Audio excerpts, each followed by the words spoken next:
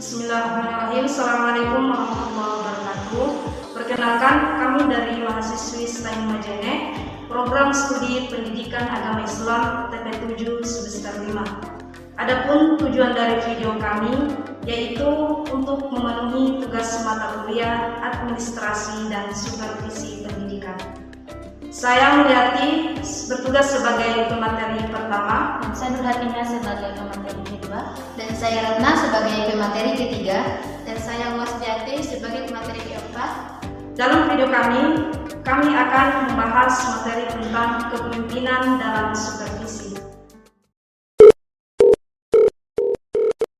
Baik, pada pembahasan pertama yaitu kepala sekolah sebagai tanggung jawab. Kepala sekolah merupakan personil sekolah yang bertanggung jawab terhadap seluruh kegiatan-kegiatan sekolah. Di samping itu, kepala sekolah juga bertanggung jawab terhadap kualitas sumber daya manusia yang ada, agar mereka ini mampu menjalankan tugas-tugas pendidikan. Sebagai pemimpin formal, kepala sekolah juga bertanggung jawab atas tercapainya tujuan pendidikan melalui upaya menggerakkan para bawahan ke arah pencapaian tujuan pendidikan yang telah ditetapkan. Jadi hal ini, kepala sekolah melaksanakan kepemimpinan, baik itu yang berhubungan dengan pencapaian tujuan pendidikan maupun penciptaan suasana sekolah, agar terlaksananya proses belajar mengajar secara efektif dan efisien. Ia juga mempunyai wewenang dalam tanggung jawab penuh untuk menyelenggarakan seluruh kegiatan pendidikan dalam lingkungan sekolah yang dipimpinnya, dengan dasar Pancasila dan bertujuan untuk: pertama, meningkatkan ketakwaan terhadap Tuhan Yang Maha Esa. Yang kedua, meningkatkan kecerdasan dan keterampilan. Yang ketiga, mempertinggi budi pekerti. Yang keempat, memperkuat kepribadian. Dan yang kelima, mempertebal semangat kebangsaan dan cinta tanah air.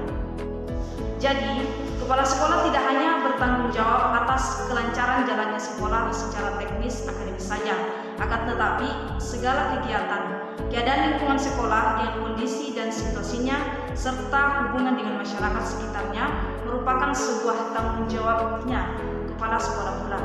Inisiatif dan kreatif yang mengarah kepada perkembangan dan kemajuan sekolah adalah merupakan tugas dan tanggung jawab kepala sekolah. Jadi, kepala sekolah sebagai bertanggung jawab adalah bertanggung jawab atas tercapainya tujuan pendidikan melalui upaya menggerakkan para bawahan ke arah pencapaian tujuan pendidikan yang telah ditetapkan. Baik, terima kasih. Baik, pada bagian yang kedua yaitu kepala sekolah sebagai pemimpin sekolah.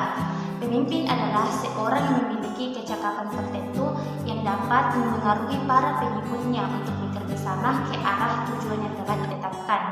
Kepala sekolah sebagai pemimpin sekolah adalah tugas menciptakan situasi belajar dan mengajar sehingga guru-guru dapat mengajar dan murid-murid dapat belajar dengan baik.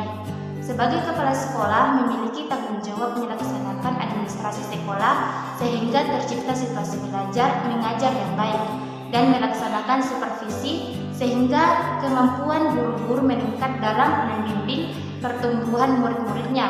Karena dengan adanya kepala sekolah tersebut, menurut Aswarni Sujud, Muhammad Saleh dan Tatang M. Amirin dalam bukunya menyebutkan bahwa fungsi kepala sekolah adalah: yang pertama, perumus tujuan kerja dan pembuat kebijaksanaan atau polisi sekolah. Kedua, pengatur tata kerja atau organisasi sekolah yang mencakup.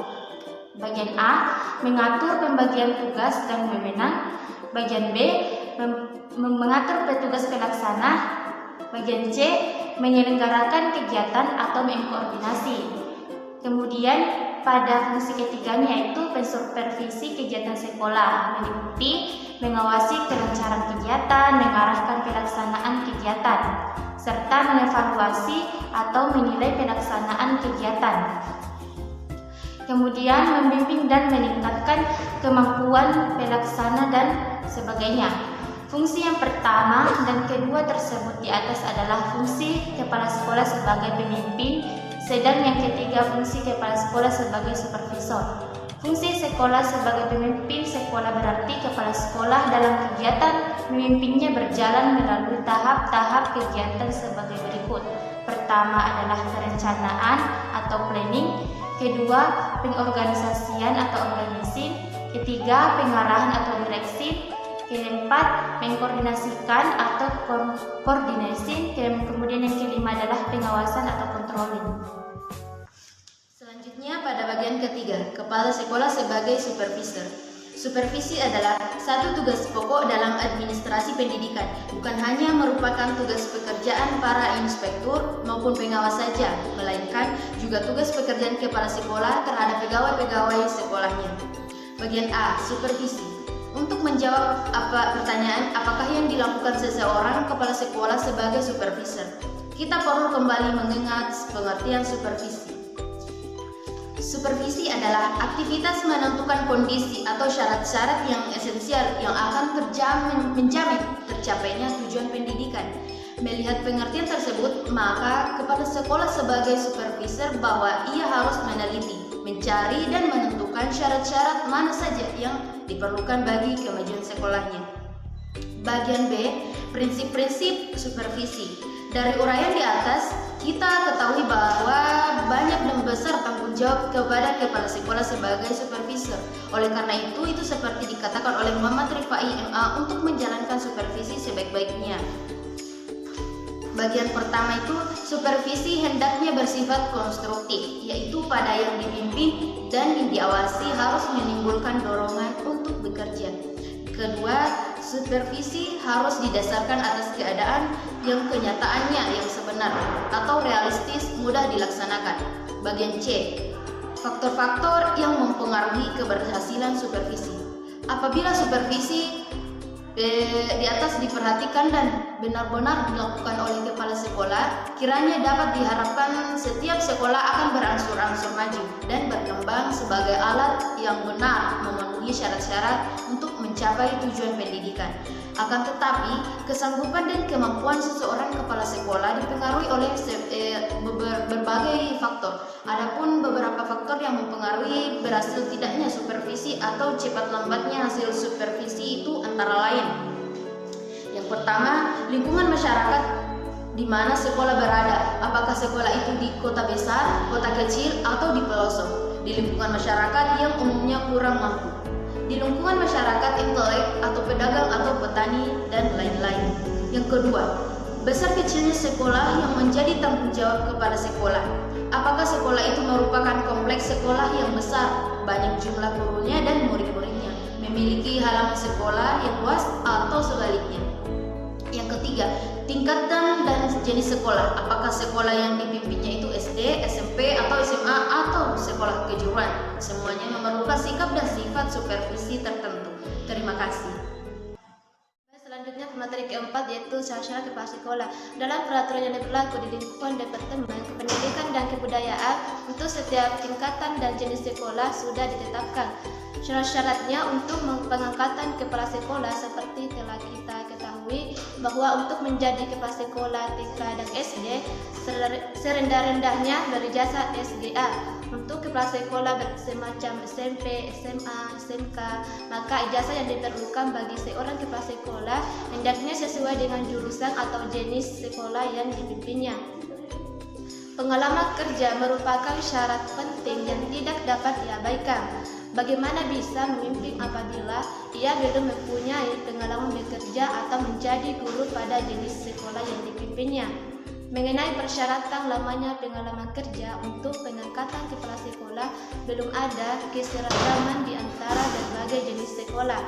Hal tersebut karena adanya banyak hal yang menyebabkan kesulitan pengangkatan.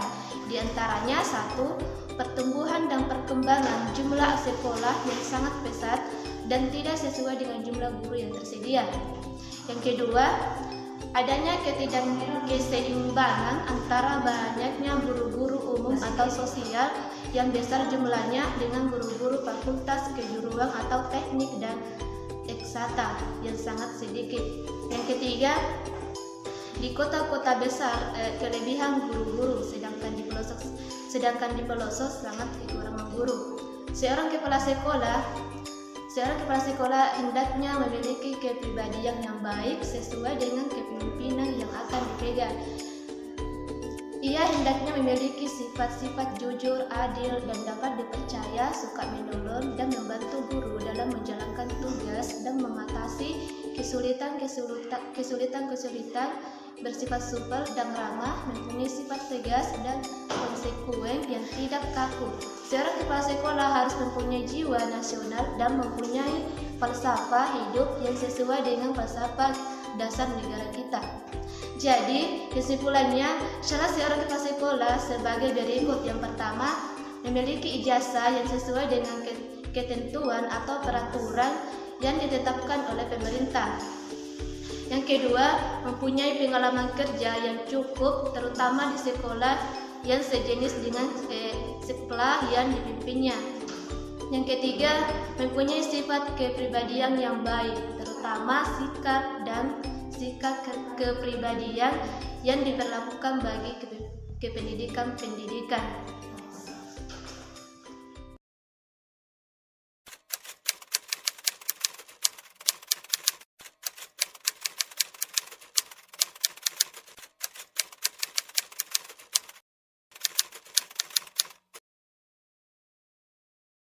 Jangan lupa like, comment, and subscribe.